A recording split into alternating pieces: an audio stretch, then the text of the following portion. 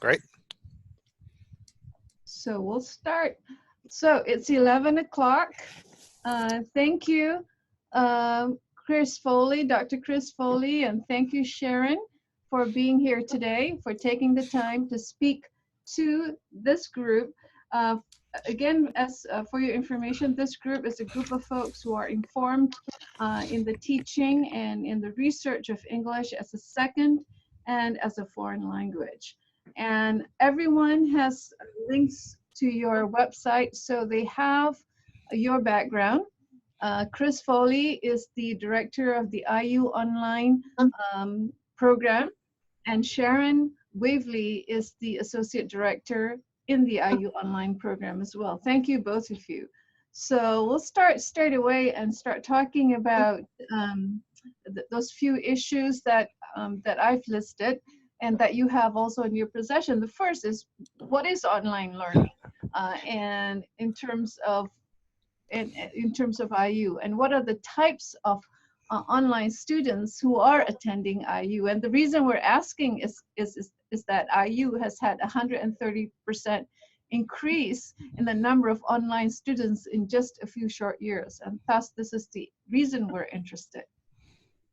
Sure. I love that you started by asking me to define what online education is, because that's a really good starting point. So there are lots of different uses of that terminology, but to begin with, just as a level setting, we consider an online class to be any class where the student and the instructor are separated by a physical distance, and we use technology to bridge that gap. That's probably the most fundamental definition of what an online class is. And an online program is one where all or most of the classes are being offered through that online format. And online classes can be both asynchronous, which means the student and the instructor don't have to be present at the same time. But they can also be synchronous through live video and other means. Could even be without video, but a live chat type situation where the student and the instructor are bound by time. They have to be in the same at the same time, but not necessarily the same place. But the defining factor is the student is somewhere else other than where the instructor is located. And at Indiana University, we really count online students in three ways. We count students who are taking all of their classes online, right? We count them that way. We also count students who are taking one or more of their classes online. That actually is the biggest metric that we use. Those students who are taking at least one, but it could be all of their classes online. And then we also count students in online programs. So students who've actually enrolled in a fully online program who expect to be taking all of their classes online throughout the entirety of their degree to obtain their degree. And so we use those different metrics to count who our students are. So those are some definitional types of things.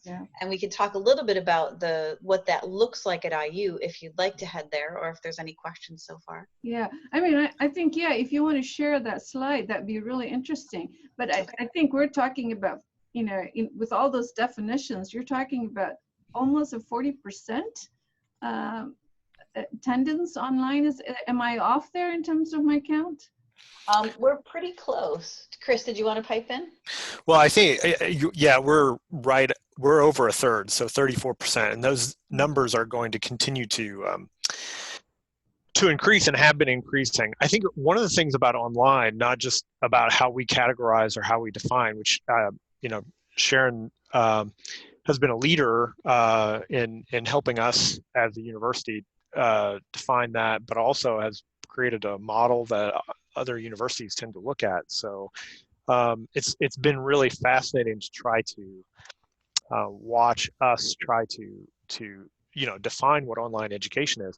I think fundamentally what is one of the things that's important to remember is that just the way students interact with you know, the external environment has changed quite a bit. And so even if they're not students, so if you think about the way that we interact with, you know, how we go to iTunes and how we shop through Amazon and how we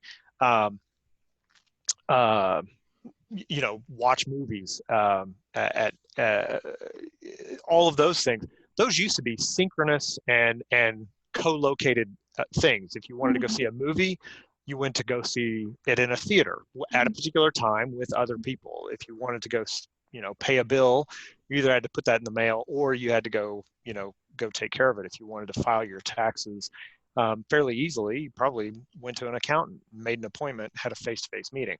The fact is, much of those things now are completely manageable in an asynchronous environment, which means that asynchronous and a geographic environment, which means that students are wanting that sort of experience for the classroom just as much.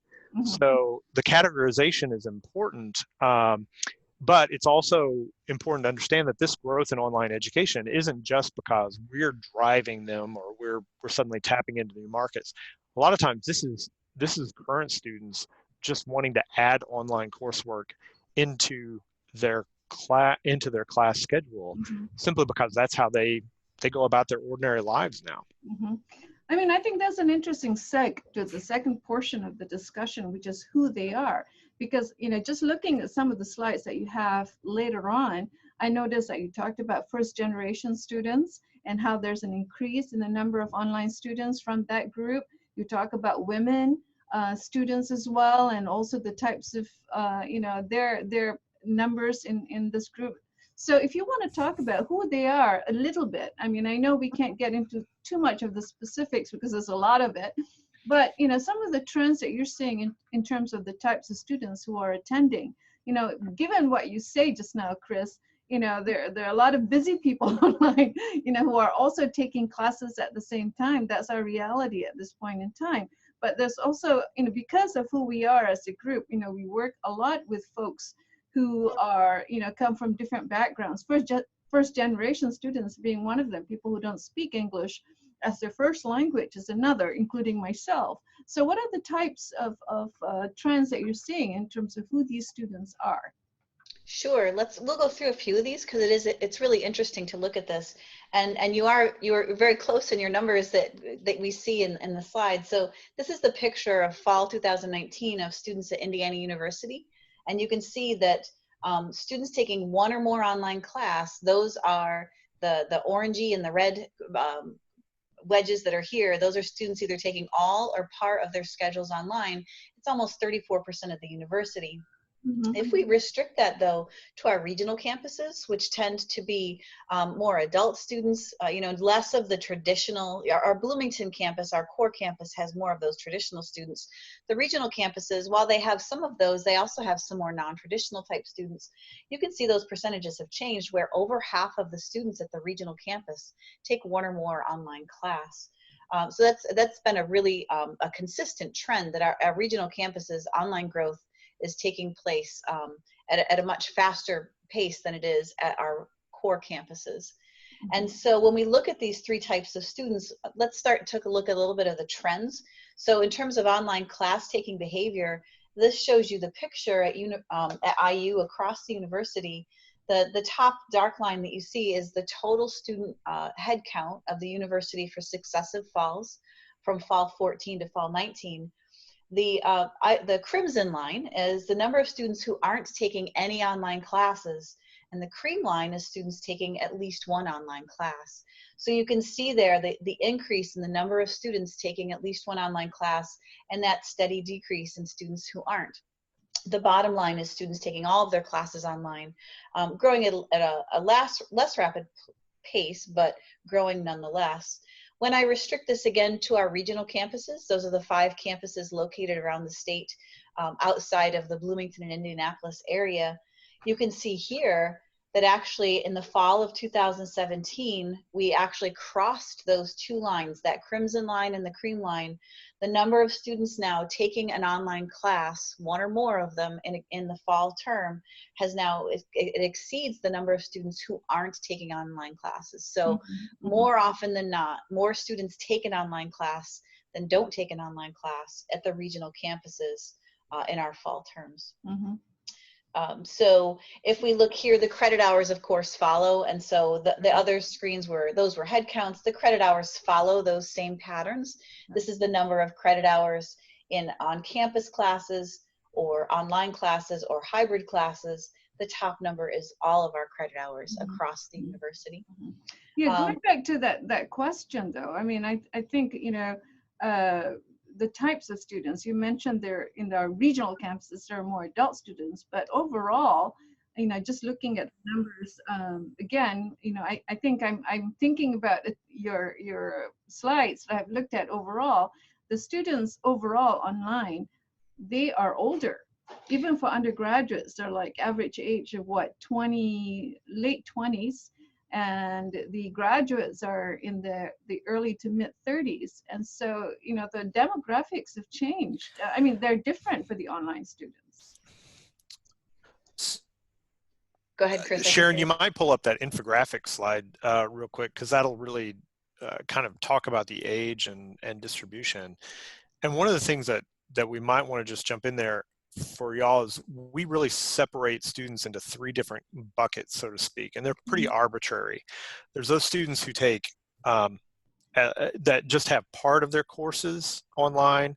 There's those that take all their courses online, and then there are those that are taking online programs. So what we find is that the students who are basically supplementing a face-to-face schedule with online, they look pretty much like an undergraduate population in general. They're younger, they're more residential or located, but not surprising, because they have to take online classes. Once you start getting into that fully online schedule and that program, then they start, actually graduates and undergraduates begin to look, I think, fairly similar, other than the fact that they have a bachelor's degree. Then they're in their they're in their earlier 30s. Sorry, I was trying to figure out what would be the right term there. Early 30s, they turn into more graduate populations, those things. And so I think that it's not whether or not they're involved in online education or not, it's how much online education are they taking, and how much of that do they plan to contribute towards their degree. It's not really that surprising, but I think that's great. And Sharon's also got data from the PSOL that talks about those students, and I think that's sort of what you're hinting at. Right, and we're going to get into that. Like I said, a lot of our populations, we're interested in seeing who are taking online classes, because, we have a diverse group of people in our profession, and so we want to take a closer look at the types of students who are taking these online classes. And like I mentioned, the folks that caught my attention are the first generation students, adult students, with female students. And I don't know whether that's a trend that you're noticing or you're noticing others, but that's something that we want to try and focus on as well as we look at the PSOL survey, which is the done by Noel Levitt's group, as you said, that surveys students' participation. So if you want to go into that survey and talk about the factors that you were able to pull out in terms of A, who the students are, B, which is the focus of this webinar, which is, what do they consider as important, what's bringing them most satisfaction, and conversely dissatisfaction. So we'll start with who these folks are, and then what they consider as most important. Sure. As we head into the priority survey for online learners, so we've talked a little bit about the trends of students taking online classes. Where we start to see those differences is students who actually enroll in our online programs. And as Chris was saying, this is some of the data, what these students look like. So these are students in the fall 2019 that actually enrolled in our online programs, and you can see the average age for the undergraduates enrolled in our online programs is 10 years higher than students in our on-campus plans. When we look at them, they're primarily transfer students. So students in our online plans tend to be transfer students, particularly at the undergraduate level, not necessarily at the graduate level, of course. And then most of them, well, we do have 88% of them, though, are full-time students. It's a little bit higher than, sorry, in our online plans, 43% of them are full-time, 88% of our on-campus students are full-time. So more of our undergrad online program students tend to be part-time students. So they're a little older, they tend to be part-time. And then the average credit hours that they're taking kind of reflects that. But still, on average, our undergraduates enrolled in online programs take almost 10 credit hours per term. They're not just taking a single class, they're attempting to take several classes in a given semester to complete their degree. So if we go forward a little bit though and start to take a look then, what we've done in two consecutive, or not consecutive years, but in 2017 and 2019, we conducted the Priority Survey for Online Learners, which did, it was a survey of all of our undergraduate online program students, and they responded to a series of questions about what was important to them as well as what they were satisfied with in our online programs. The interesting thing to look at here about our respondents, in terms of the survey, we had a better response rate in our May 2017 administration of the survey than we did in March of 2019, but still anywhere from 250 to about 200 respondents in 2019. 75% of those responding were female, and a higher percentage of our online program students are female than students that are not in online programs. So they are slightly more likely to be female.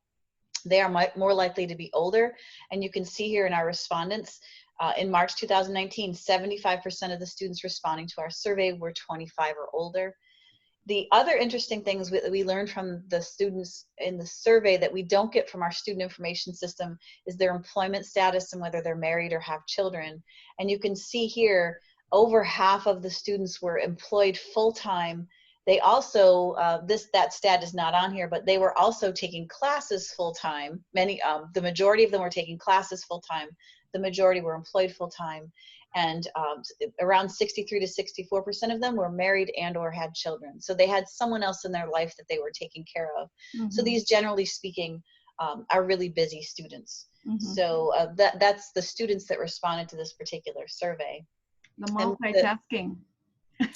Absolutely. Well, and it makes sense though that students are using this because this helps them to get a degree while they have other things going on in their life. They have to work, they have children to care for, they need to be home, perhaps even taking care of a parent. Can I add a couple of things there real quick? Absolutely. We also know that there are a higher proportion of veterans are represented in this population. We're also the research, we don't have statistics on this because it's not really necessarily legal to track the statistics on this, but we believe that we are in line with kind of national trends that students who need accessibility accommodations are also more highly represented in online coursework. So those are things that come into play for us as well.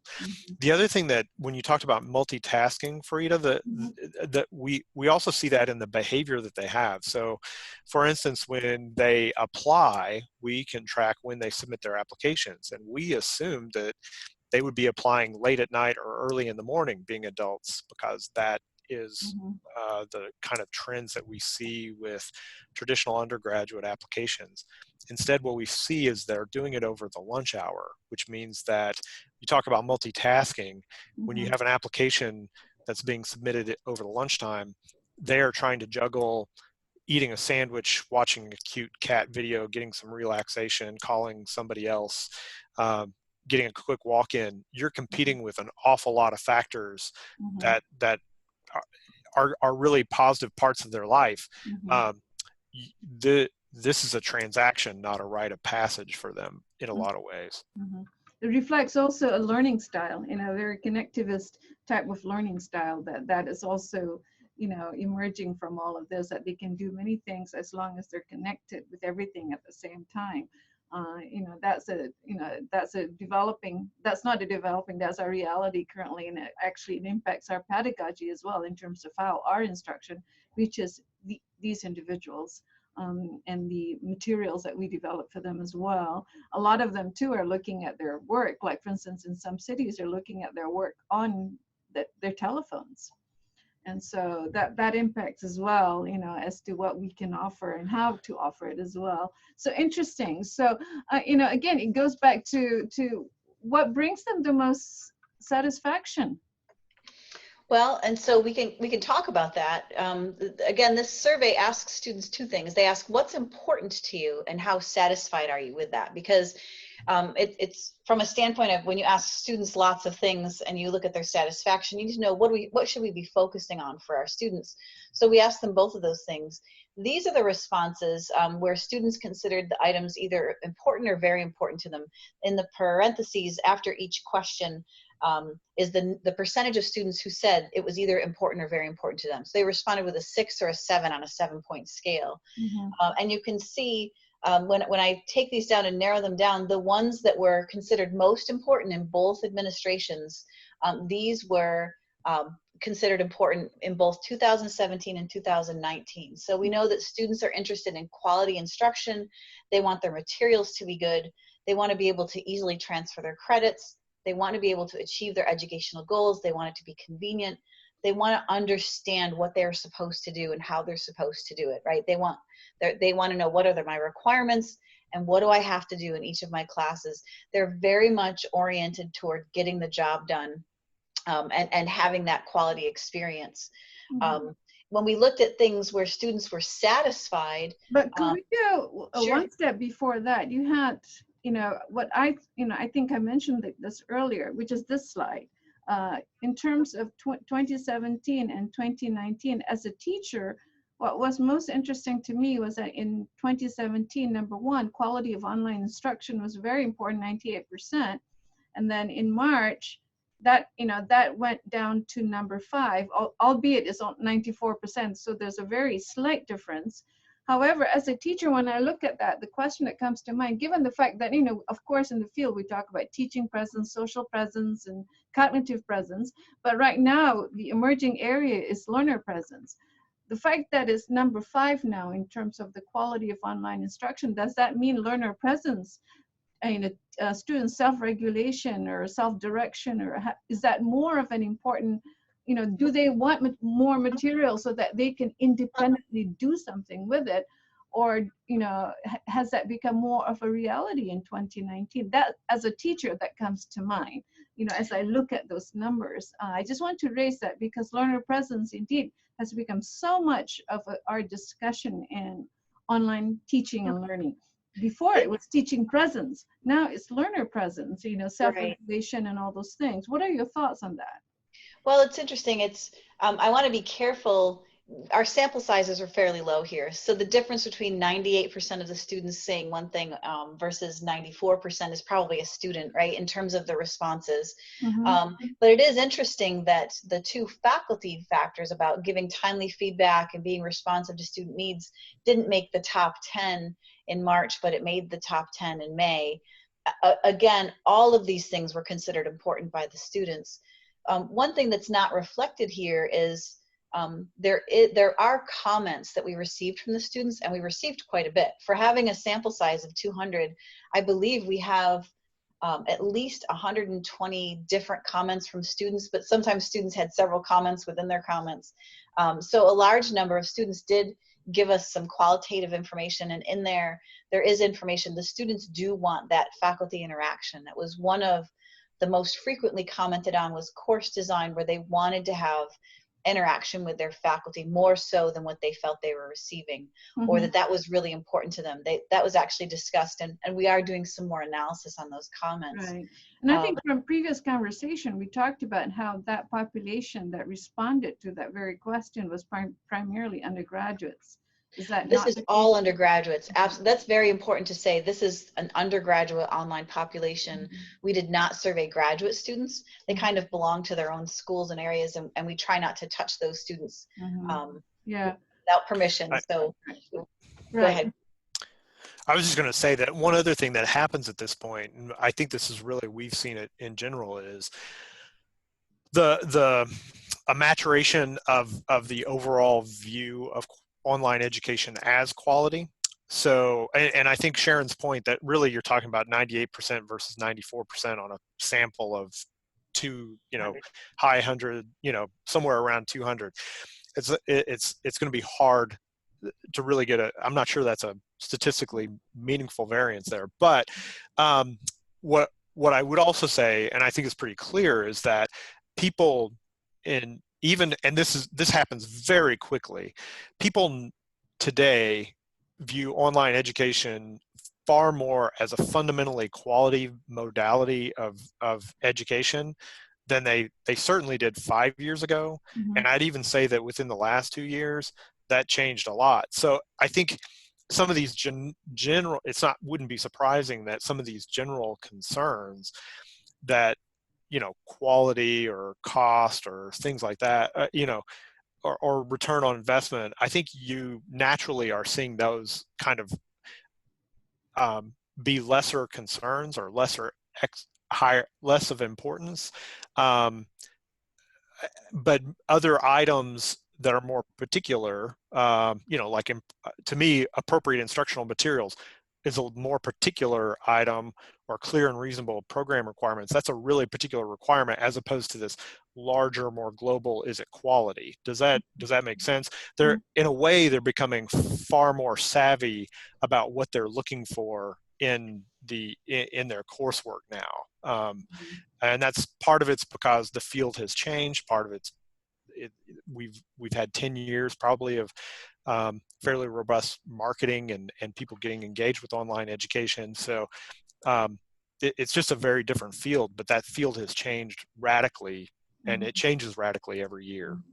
Yeah, and the learning styles, as we mentioned earlier, has definitely changed, because we're talking about Gen Z, or folks at this point in time, or maybe Gen X a little bit, but Gen Z and Gen X are, they're like we're at the cusp of something. Yeah, it's important to remember. So we have those Gen Zers and whatever, the Zoomers or whatever we're going to call those students at the end of the spectrum. But remember that the students in our online programs and that responded here were older, right? So they're not of that generation quite yet. The Gen X and Gen Z wannabes. There you go. But it's also true. I like to point out what the item with the overall lowest importance was student-to-student collaborations. And again, remember, and you want to think about learner presence in the classroom. The students want to get the job done. Like, it was really important to them to get their educational goal achieved. They want to be able to know how to get the job done, and they're not as interested in the social, I want to get to know other students kind of aspect, from what they told us in the survey, that wasn't important to them. And in fact, it was the only item on both surveys where satisfaction was higher than what their level of importance was in both years. And that, again, what that speaks to is that desire to not have to do group work. I think, students, they don't want to work in groups. Just tell me what I have to do. Let me do it on my own. I don't have time to deal with someone else. Again, remembering that these are busy students, right? I have kids. I have enough social interaction at home because I'm trying to corral 4 children down for dinner. Right. It's not as important to me that I'm making friends. What's important to me is I need this credential. This is something else I have to get done because I'm a busy person and I'm working, and I need this to do something in my career. So I think really when we open it up to discussions, maybe one of the things that might come up is also the difference between formal and informal settings for the social and the collaboration. Because one of the things that we're seeing is that students do want to engage with each other, but they want to do it through, for instance, Facebook. Not in our class, not in our, not on Canvas, obviously, which is the LMS, the learning and management system that we use. But they want social interaction, say through Facebook, Instagram, or Twitter, or whatever else that goes along with the class, but not necessarily on Canvas itself, or the other LMSs that we use, which is sort of, perhaps that might come up in terms of the other subsequent surveys. And so I think that's a good thing to remember, is that increasingly these students, particularly if they're 30 years old or late 20s, even our 18-year-olds are coming in, they already have many of these technical platforms already in place that they use and have set up. So their interest in actually going and integrating a new technological platform and doing that is just not, it's less of interest to them. It's too much hassle. They want it's sort of like they want you to come where they are and where everybody else already is to a certain extent.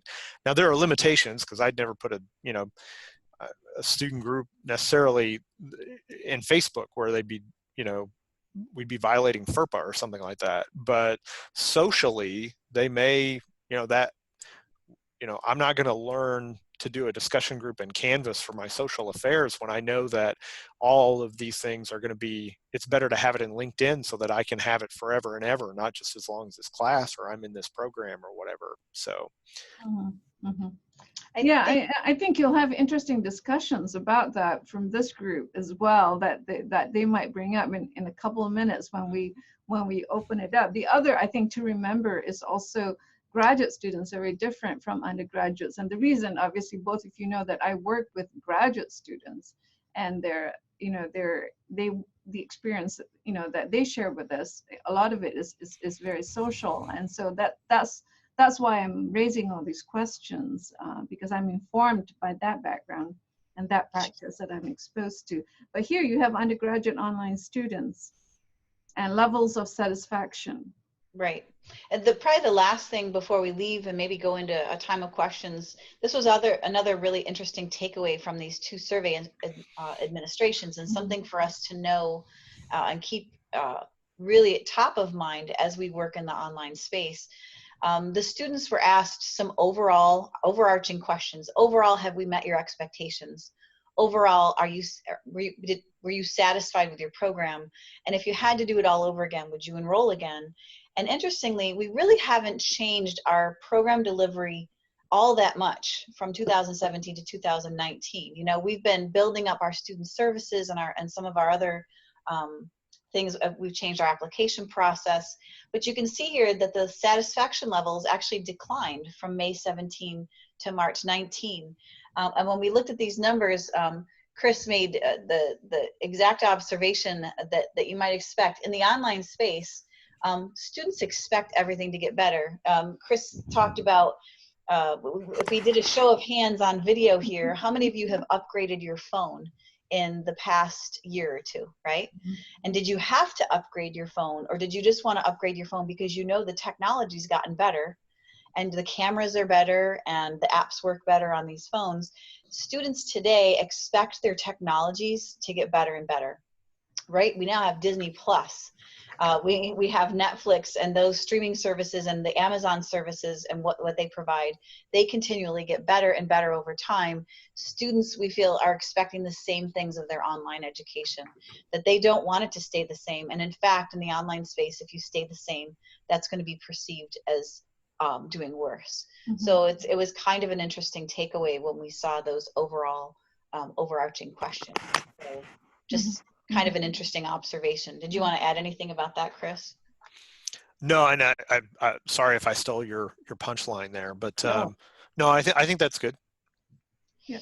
Well, before we open it up for questions, what are the things, given all the data that you've had, given the uptake, the huge uptake in terms of what you're seeing with students, what are some of the things how does that reflect pedagogy? If you were to kind of, give one or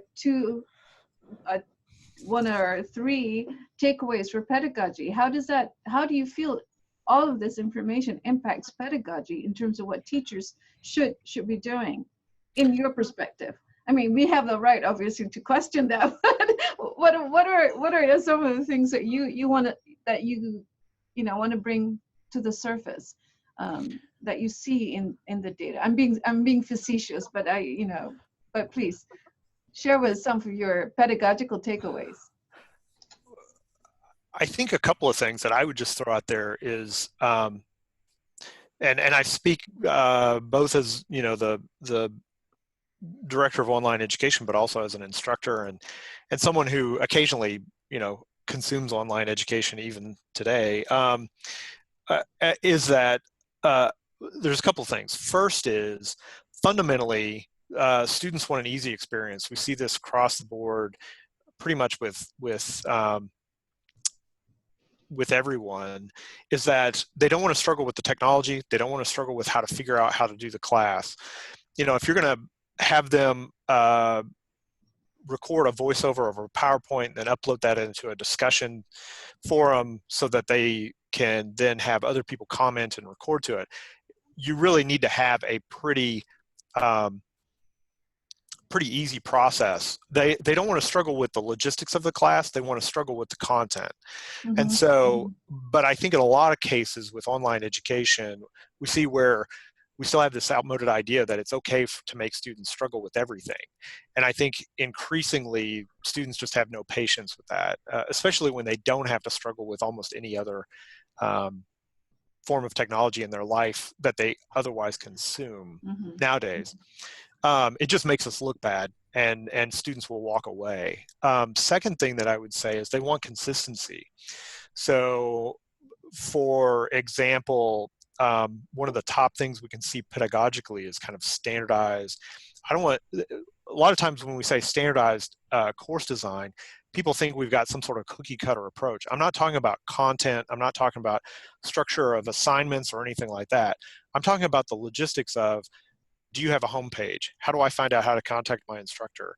How do I, where do I post my syllabus? Do I use file uploads, or do I upload into a special assignment box? Do I use Zoom, or do I use an Adobe product? Those kinds of things, it's like reinventing the classroom every time. And we know fundamentally students, whether they're grads or undergrads, they want to learn the platform kind of once, and then that's what they want to see from course to course to course. Now the content that and how you approach that, a biology class is going to be very different from a TESOL class. That's fine, but try to make this as easy as possible. The other thing that I think is coming up in my mind is, a lot of times if you'll ask students if they want synchronous activities, like a face-to-face interaction, they of course will say yes. But the real question is, will they make time for those either face-to-face or synchronous sessions? Will they have time to set aside in their schedule 2 hours every week at a certain point in time to have those? That's like asking them, would you like to take a class face-to-face? Sure. Would you like to take it at 8 a.m. on Friday? No. They're not going to make as much time for things they think they want. And so really kind of making sure that you have mixed options for how students can be involved in the class is going to make it far more easy for them to deal with it. Finally, I'd say and this was something that I started doing, and then I heard from some other people, they want shorter content. It's fine to have 40 minutes of content, but it's probably better if you break that content up into, 5 to 8 minute segments, rather than, because they're trying to consume this on the go. And so, having it packeted is probably a more appealing course design these days. I don't know, Sharon, you certainly have some thoughts as well on this. Yeah, I think, we're going to open this up for questions, if you don't mind, Sharon. I think several of the things that you've raised, Chris, are sort of, I think there's a few folks reacting to that. One is that, given the medium, does it constrain, the type of, curriculum that we design? For instance, we've always, if you're talking about problem-based learning, you have ill-defined problems. If you're talking about constructivist curriculum, then you have, it's not all packaged, and so things like that, I think folks are reacting to at this point in time, because I think there's a question here, how does an inquiry constructivist curriculum and the focus on getting it done, how does that come together, in an online class? If you've seen many online classes, and if you want to share some of your thoughts on that as to how people have done things. Well, I think actually that type of a view, the inquiry-based approach, actually is really amenable to online teaching, particularly when we talk about assessment.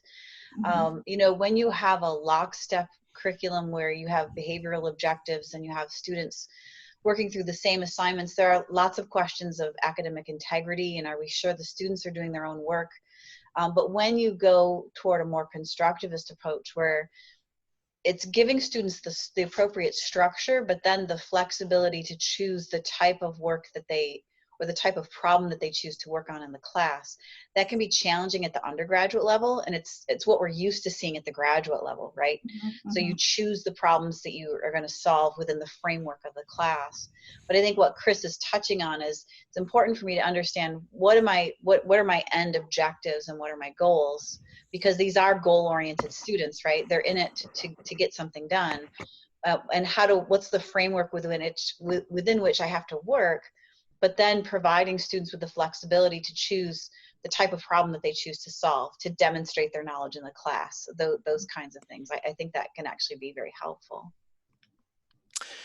I think fundamentally, I don't think that what we were talking about before, I don't think those are antithetical to an inquiry-based approach. I will be honest though, it causes us to rethink how we foster that inquiry and how we, I think the idea, I mean, just as a,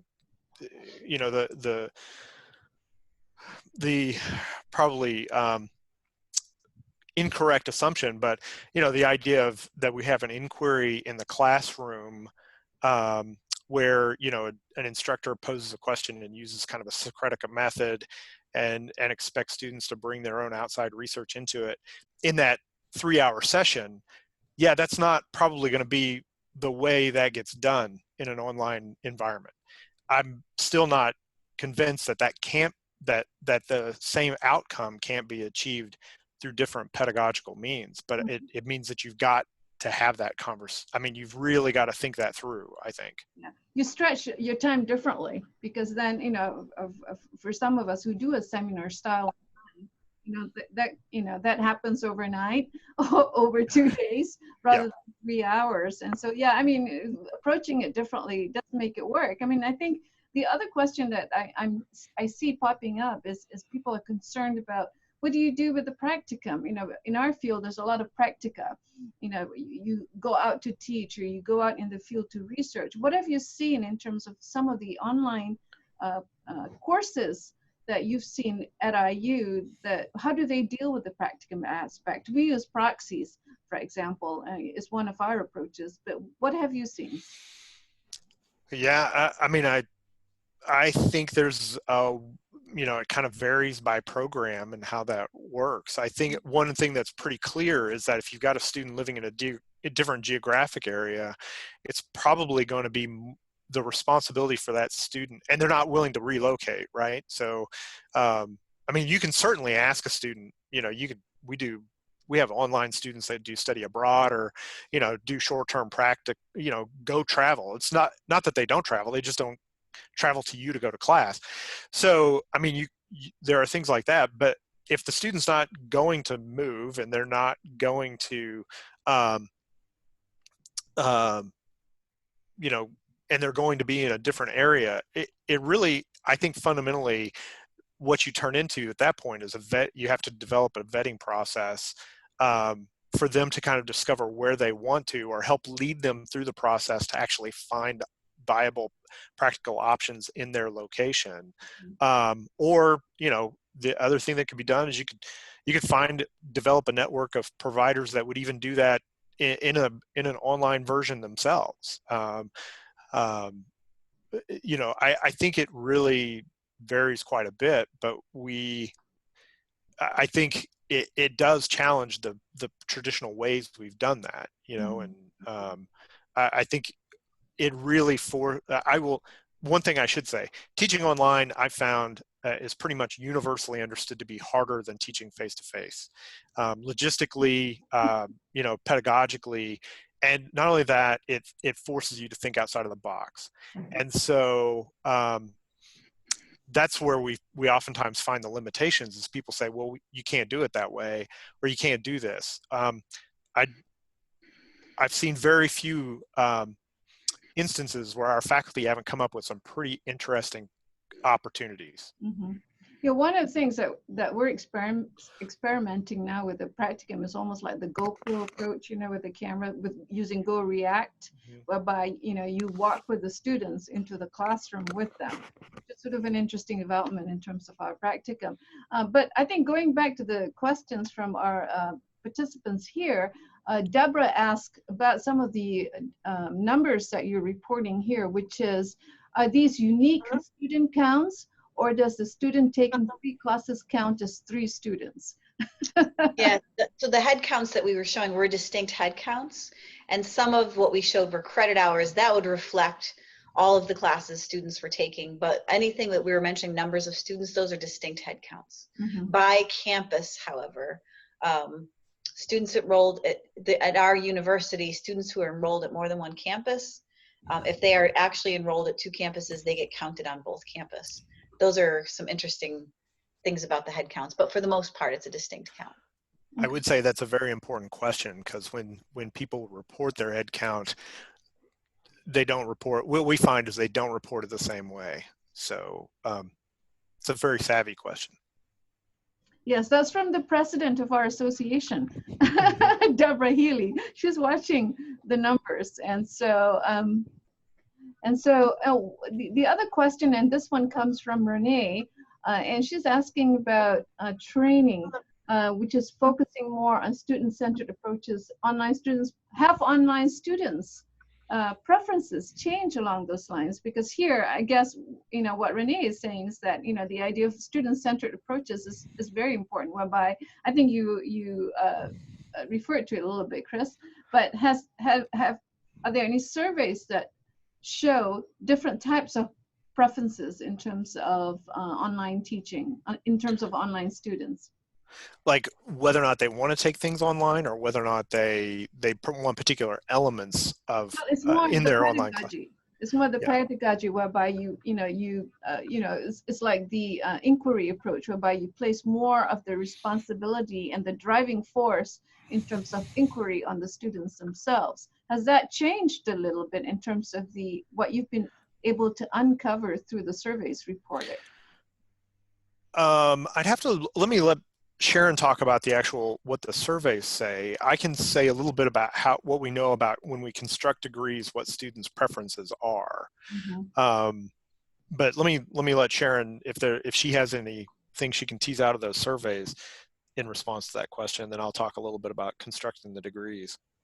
Yeah, I don't know that the surveys go down to that level of detail. That it covers a wide range of things. The survey that we do it's everything from their financial aid to student services. There's a handful of questions about their instructional experiences. I think what's really interesting is that from a pedagogy standpoint, it's online education that in many cases is forcing higher education faculty to think about pedagogy. For a very long time, you could be a faculty member because you were an expert in your field, not because you had taken a lot of education classes. And I think online education is really changing that. You need to, when you think about taking what you do in the classroom and translating it to the online environment, that's where we now need the expertise of instructional designers and those who have studied instructional design and learning theories to understand how we can communicate what we do in the classroom to the online environment. So in terms of pedagogy, I think that's probably the observation I would come up with. I don't know. That's good for us to know. Send them all to the School of Education. That's exactly right. Research. Exactly right. And that's what we focus on. So, enrollment opened. But so I think there's another question that came up I'm just going through the list here. And so if I missed anything, anyone out there, just push out your questions again. But one of the things, I think some of the things that the idea of e-text, which at IU is quite prevalent. Is that something that comes under your purview as well in terms of, the services offered and the types of technologies that what is that? I think this is more of a, utilities, what's available for students and faculty alike, so that, this type of learning and this type of medium can be fully operational. So I think there's a couple things. E-text does not fall under the offices of online education or collaborative academic programs. It actually falls in our information technology unit at IU. And we do have a very robust eText initiative. It saves the students a bunch of money when they take a course that has used eText. And it uses, integrates seamlessly into our Canvas instance. So it can be fairly helpful. The thing that there are many positives about it. The thing that I run into is I think in my classes, I have students who, one, are still pretty in tune with paper books. So even if you require eText, and I teach leadership courses, so these are these are not major textbooks or a lot of times they're more professional reading books, what I'd consider. And so it may be different based upon discipline. But they still like the paper versions, or there's, like I said before, you have to meet them in the platform they're already using. Many of them have already transitioned to Kindle. If they're going to read an electronic version, they're just going to go buy the Kindle version because they can already have it on their reader and they can move on. Now, they don't have the functionality that we could put into place with eText, because with our eText platform, instructors can annotate it, they can annotate it. It can be kind of a multimedia experience as a whole. But if you're not doing that, I think that we still haven't quite gotten it to where we meet the students where they're at with our eText as much as we think. Now, like if you were in a, let's say an intro physics class, where, it's a $300 textbook and it weighs, 20 pounds, I think your adoption of an eText by the students will probably be much higher than if you're requiring books by John Carter, or even if you were an English major, you have 15 English books, and they're all novels, right? Like, I'm not sure. I think that's Kindle paper book more than eText, but don't quote me on that to our university.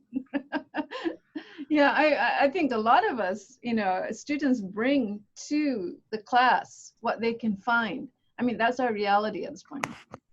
I used to have to order books on shelves. I don't anymore. I'll just say these are the things that are available. They search or they find, and they bring it to class, which is sort of an interesting development for me as an instructor. Now, one other thing I should just say about text is open resource materials. Mm-hmm. I would love to see more adoption of open resource materials. I have not found, one, they're not curated very well, so you have to be Indiana Jones in order to find good open resource materials, in my opinion, or you have to have a really good librarian. And then the other thing is that it's really a hodgepodge, so there really isn't a robust catalog of open resource materials as much. I'm glad you mentioned that, because in our association, I think it's the non-native English speaker teachers intersections. They've developed, Chadia has developed an open resource OER resource for teachers around the world, because a lot of the stuff that we have here and take for granted is inexpensive and accessible to many teachers overseas. And so this is something that we're working on, heavily. One of the things that I'm the one who's been asking questions, and so I'll end by an invitation to you in terms of asking you whether there are things that we did not ask or that we did not bring up that are important in your eyes that we remember as we fade out from this session. I'll let Sharon jump in on that one first. I'll let you go first, Chris. Well, one of the things that somebody did bring up, which is the issue of integrity and security. Has that been an issue? Oh, it's always a conversation topic, and we certainly have. I think we're talking about educating humans, and I think anytime you educate a human, you're going to have a proportion. Now, the question is are our concerns as are they properly aligned with the actual risk of what's going on. And so I think in this case, everybody jumps, and I used to work in international education, and, you know, questions of integrity and testing and academic for international educational systems always came up. And I always felt like, yes, we need to be wary and make sure that we do our due diligence. But I think by and large, students generally are honest. So I think there's been some articles recently that kind of reminds us of that. But there are certainly good tools that will help us. You know, first is course design. There's certainly ways that you can develop a course so that, you know, the ability for somebody to actually be dishonest is incredibly difficult.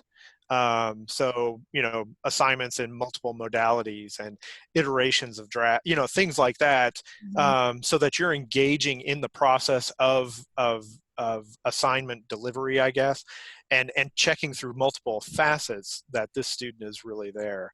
Authentication is, of course, key, you know, making sure that you've done your due diligence there. Things like Turnitin can be handy. They're not going to be, and, you know, there are online course program proctoring services out there where, you know, you can actually hire a company to watch your students take an exam if you need to do that. You know, varieties of different ways to kind of do this, and we certainly engage in many of those. I'm always hesitant to make it to give that too much, because then anybody ever talks about an online education as academic integrity, and I certainly don't want that to happen, because I don't think the vast majority of our students are I think they're honestly trying to get an education, and that, you know. Yeah, I'm glad you mentioned that, because I think one of the things, if you know, I mean, with all of that, you know, there are checks and balances, and I should say that a lot of our audiences are international, and the types of things that you've mentioned, the checks and balances that you mentioned, apply also to domestic students, because, you know, in terms of authenticity, in terms of just being having integrity, we put those checks and balances, whether they're for international students or for domestic students, because we've had challenges from all students. And so checks and balances are needed across the board. Particularly in the international context, having cultural sensitivity. I can't remember if it was you who told this story, but there was one instance where we had an instructor who, a student was going to take a test, and it was a proctored test, and the student was, I think, somewhere in Africa, and he was sitting there taking the test, and the proctor saw that his entire family was sitting in the room with him taking the test. Now, from a proctoring perspective, that's a problem. But culturally, they were so proud and so fascinated with this online educational process that he wanted them to be able to experience it with them. And so it was a real fascinating scenario that we had to kind of walk through with that. So, and I think you've given us a really good segue into our next seminar, which is cross-cultural understanding and cross-cultural practices in online education, which is coming in January. So we'd like to invite you to that as well. And to all our members at TESOL, we've reached the end. I think we've 2 minutes to spare. So I do want to thank you, all our attendees, and as well, and especially to Dr. Foley and to Sharon Wavle for taking the time. Thank you so much. Thank you. Thank you. Appreciate it.